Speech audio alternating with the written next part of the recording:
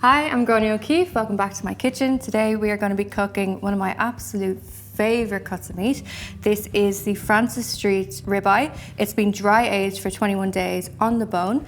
Then it is being matured up to 35 days, and you can see it is a stunning colour. So it's got that really nice kind of dark red that you get when you age the beef a little bit.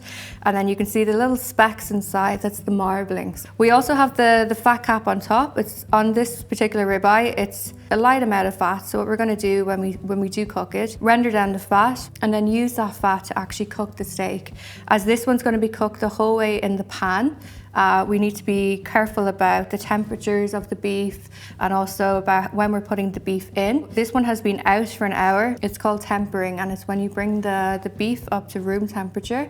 So when you put it on the pan, that it's not going to cool down the oil. That way you get a really nice crisp sear, and it's going to lock in all that beautiful fat and all that lovely rendered juices as well.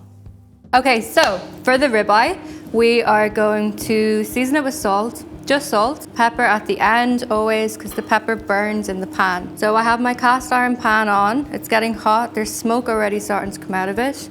You want to use vegetable oil, never use olive oil, because olive oil will burn very quick and it will give a very acrid taste to the beef. So you need to bring it up constantly to temperature, just so when we put the steak in, it gets that really nice sear, really nice crust. So we always want to start with every cut of beef with the fat side down. So first you want to render that, and that's going to give us a nice amount of fat that will come off of the steak that we will continue to use to baste the steak and cook. Again, we're going to cook this one the whole way in the pan, so you need to be careful with how you're cooking it, how much you're turning it, and to not leave it on one side for too long so it cooks really evenly and is nice and pink the whole way through. So it's okay for it to look a little bit grey at the start.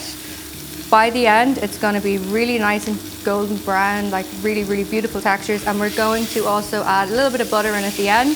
Never before, as the butter will burn as well. And also when butter burns, after brown butter, it gets a really acrid taste on it, and it will just ruin the flavour of the beef completely.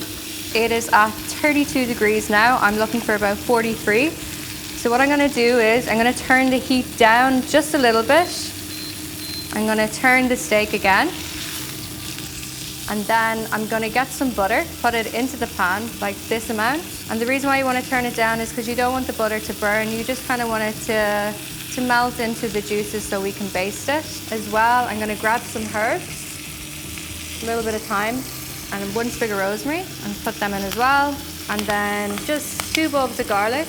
Get the back of your knife, push it down.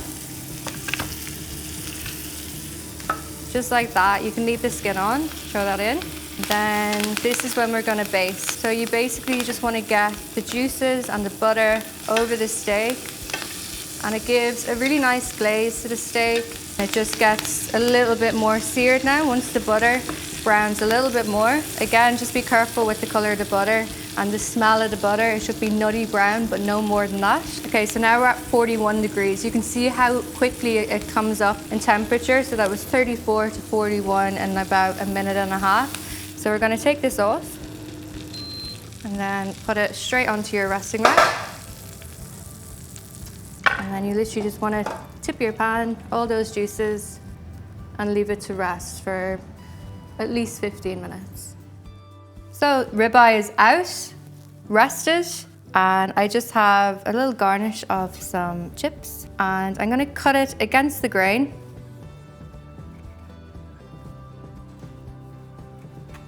And I'm just going to cut a few slices off of this.